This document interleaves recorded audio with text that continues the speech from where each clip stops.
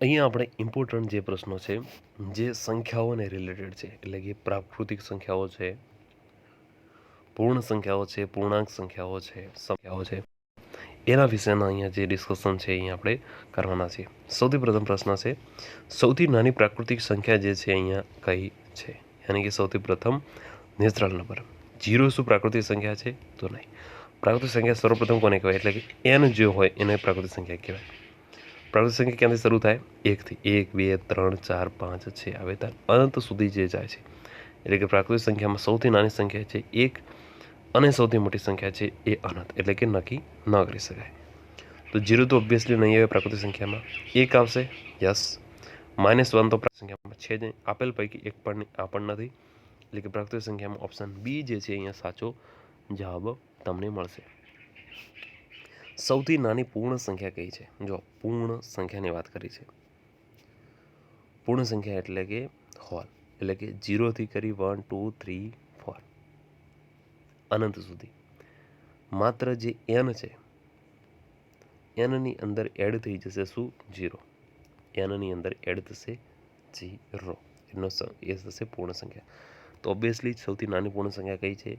0 જે છે સૌથી નાની પૂર્ણ સંખ્યા થશે. હવે ક્યાંક પૂછવું હોય કે સૌથી નાની પૂર્ણાંક સંખ્યા કઈ છે? શું છે કે સૌથી નાની પૂર્ણાંક સંખ્યા? તો શું જવાબ આવે? તો કંઈ જ નહીં. કારણ પૂર્ણાંક સંખ્યા એટલે શું? તો z = -3, -2, -1, 0, 1, 2, 3.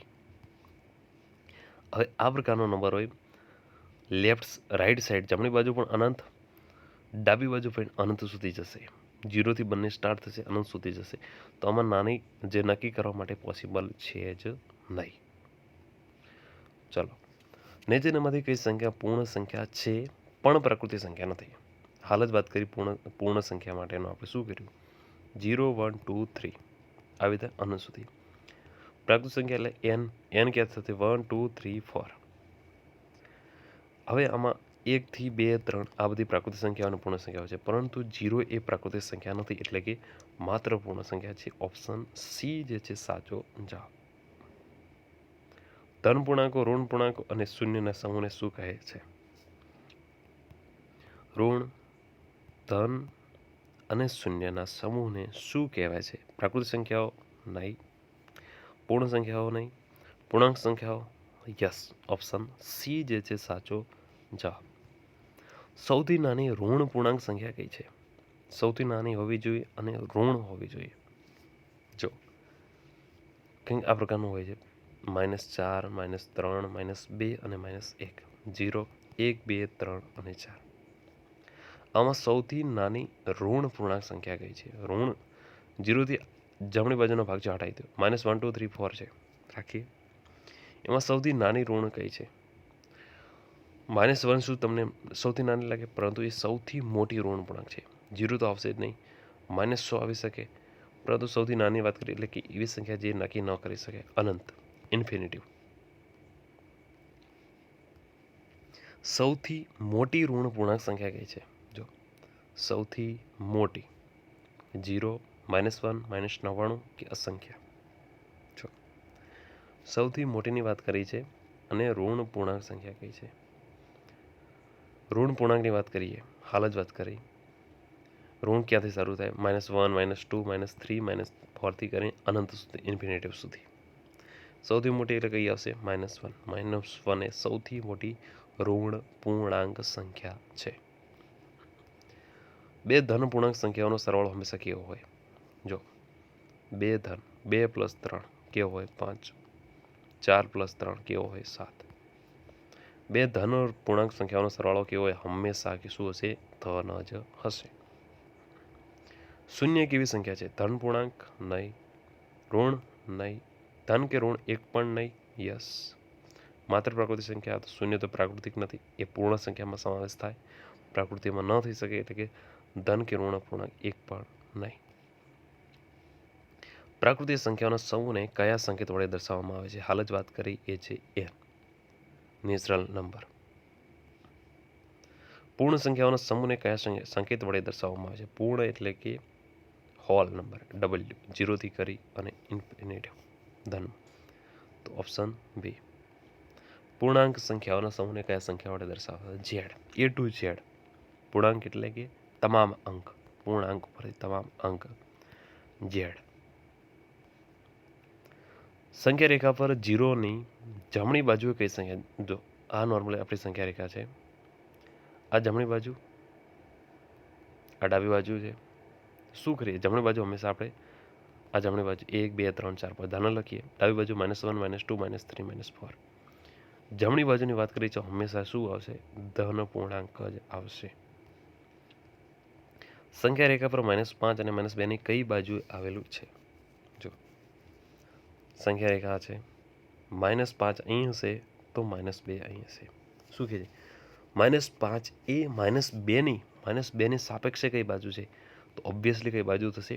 ડાબી બાજુ થશે. એટલે કે ઓપ્શન બી જે છે અહીંયા સાચો જવાબ મળશે. નીચેનામાંથી કયું વિધાન શું છે? કરેક્ટ છે, સાચું છે. દરેક પૂર્ણાંક સંખ્યા ઝેડ એ પૂર્ણ સંખ્યા છે. શું બધી પૂર્ણાંક સંખ્યા પૂર્ણ સંખ્યા છે? આ રીતનું છે નહીં. કારણ કે ડબલ્યુની અંદર તો 0થી ધન સંખ્યાઓ આવશે, પરંતુ પૂર્ણાંક સંખ્યાઓની અંદર તો માઇનસ ઋણ પણ આવશે, 0 પણ આવશે અને ધન પણ આવશે. એનો મતલબ એમ કે ફર્સ્ટ સેન્ચુસ એ ખોટું છે. દરેક પૂર્ણ સંખ્યા એ પ્રાકૃતિક સંખ્યા છે. પ્રાકૃતિક સંખ્યા એ પૂર્ણ સંખ્યા હોઈ શકે, પરંતુ દરેક પૂર્ણ નહીં હોઈ શકે. કારણ કે 0 એ પૂર્ણ સંખ્યામાં સમાવેશ થશે, પરંતુ પ્રાકૃતિક સંખ્યામાં નહીં થાય. દરેક પ્રાકૃતિક સંખ્યા એ પૂર્ણાંક સંખ્યા છે. હા, દરેક પ્રાકૃતિક n એ એક ઝેડનો ભાગ છે, એ તો સાચું. 0 એ સૌથી નાની પ્રાકૃતિક સંખ્યા છે. ખોટું છે. સૌથી નાની પ્રાકૃતિક સંખ્યા થશે 1 અને સૌથી મોટી પ્રાકૃતિક સંખ્યા થશે ઇન્ફિનિટી. -10 અને 2 માંથી મોટી સંખ્યા કઈ છે? ઓબ્વિયસલી -10 અને 2 માંથી મોટી સંખ્યા થશે 2, એટલે કે ઓપ્શન બી. કોઈ પણ સંખ્યાની વિરોધી સંખ્યા અને તે સંખ્યાની સરવાળો કેટલો થાય? જોઈ લો. કોઈ પણ સંખ્યાની વાત કરી છે, એટલે કે 5 લઈ લીધો. એની વિરોધી સંખ્યા એટલે કે -5 અને તે સંખ્યાનો સરવાળો કેટલો છે? 5 માંથી 5 જશે એટલે કે 0. બીજી લઈ લઈએ, 15 લીધી. એની વિરોધી એટલે કે -15 બરાબર 15 માંથી 15 જશે એટલે કે 0. Option C. -15ની વિરોધી સંખ્યા કઈ? -15 છે. એની વિરોધી કરવા એટલે કે +15 આવી જશે. +15 ઓપ્શન સી. 5ની વિરોધી સંખ્યા કઈ છે? જો 5 છે તો પ્લસ છે. વિરોધી એટલે કે -5. કદાચ વ્યસ્ત પૂછાય તો 5ના 1/5. તો પરંતુ વિરોધી પૂછાય એટલે કે -5. Option B. પૂર્ણાંક સંખ્યાઓમાં સૌથી નાની ધન સંખ્યા કઈ છે? ઓકે, પૂર્ણાંક સંખ્યા કઈ? -4 -3 -2 -1. 0 1 2 3 4. સૌથી નાની ધન સંખ્યા કઈ છે? 1 હશે. Option C. નીચેનામાંથી કઈ સંખ્યા પ્રાકૃતિક સંખ્યા નથી? ઓકે, 100 તો છે, 1 પણ છે, 50 પણ છે, પરંતુ 0 એ પ્રાકૃતિક સંખ્યા નથી. એ પૂર્ણ સંખ્યામાં સમાવેશ કરી શકાય. -3 + -2 એ શું છે? જો -3 પ્લસની જગ્યાએ -2 મૂકી શકાય. -5 થશે. -5 ઓપ્શન બી જે છે સાચો જવાબ. 10 છે પ્લસ -4. 10 માંથી -4 જશે એટલે કે 6 આવશે. 6 જે છે ઓપ્શન સી સાચો ઉત્તર. સંખ્યા રેખા પર શૂન્યની ડાબી બાજુએ જતા સંખ્યાની કિંમત શોધો. શું થશે? સંખ્યા રેખા પર આ શૂન્ય છે, એની ડાબી બાજુ એટલે કે લેફ્ટ સાઈડ શું થશે? સંખ્યાની કિંમત ઓબ્વિયસલી ઘટતી જ જશે. -2 -3 -4 એ રીતે શું થશે? ઘટતી જશે. સૌથી નાની એક અંકની પ્રાકૃતિક સંખ્યા કઈ છે? 1 2 3 4 છે. સૌથી નાની પ્રાકૃતિક સંખ્યા શું થશે? 1. Option C. 2 ઋણ પૂર્ણાંકોનો ગુણાકાર હંમેશા કેવો હોય છે? 2 ઋણ પૂર્ણાંકોનો ગુણાકાર હંમેશા કેવો હોય છે? 2 ઋણ પૂર્ણાંકોનો ગુણાકાર હંમેશા કેવો હોય છે? -4 છે, -3. 2 ઋણ પૂર્ણાંકોનો ગુણાકાર હંમેશા કેવો હોય? 2 ઋણ પૂર્ણાંક લઈ લીધા, -4 અને -3. કેટલો થશે? 12. પરંતુ કેવો થઈ જશે? પ્લસ થઈ જશે, એટલે કે +12. એટલે કે ઓબ્વિયસલી બે ઋણ પૂર્ણાંકોનો ગુણાકાર હંમેશા ધન હશે. 0 ને કોઈ પણ પૂર્ણાંક સંખ્યા વડે ગુણતા જવાબ શું આવે? 0 છે કોઈ પણ પૂર્ણાંક, એટલે કે 5 વડે ગુણી દઈએ તો 0. 0 ને 10 વડે ગુણી દઈએ તો પણ 0. એટલે કે શું આવશે? 0. Option C. કયો પૂર્ણાંક સૌથી મોટો છે? -10, -20, -5, -30. હાલ જ વાત કરી કે -1, -2, -3 આ સૌથી મોટા થશે.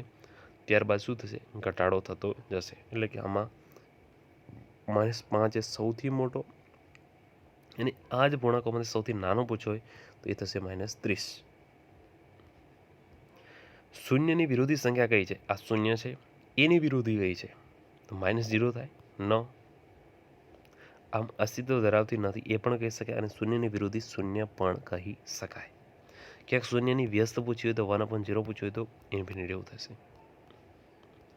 1 થી 10 વચ્ચે કેટલી પૂર્ણ સંખ્યાઓ આવેલી છે? જો 1 થી 10 વચ્ચે નોર્મલ 1, 2, 3, 4, 5, 6, 7, 8, 10 સુધી જઈએ. 1 અને 10 ને નીકાળી દઈએ તો વચ્ચે કેટલી વધશે? 8 સંખ્યાઓ વધશે. 8 એટલે ઓપ્શન સી. શું દરેક પ્રાકૃતિક સંખ્યા એ પૂર્ણ સંખ્યા છે? શું કહે છે? દરેક પ્રાકૃતિક સંખ્યા 1, 2, 3, 4, 5, 6 જે પૂર્ણ સંખ્યા છે? યસ, હા. આ હતા ઇમ્પોર્ટન્ટ પ્રશ્નો, જે બહુ જ ઇમ્પોર્ટન્ટ તમારા માટે એક્ઝામમાં થઈ શકશે. Thank you.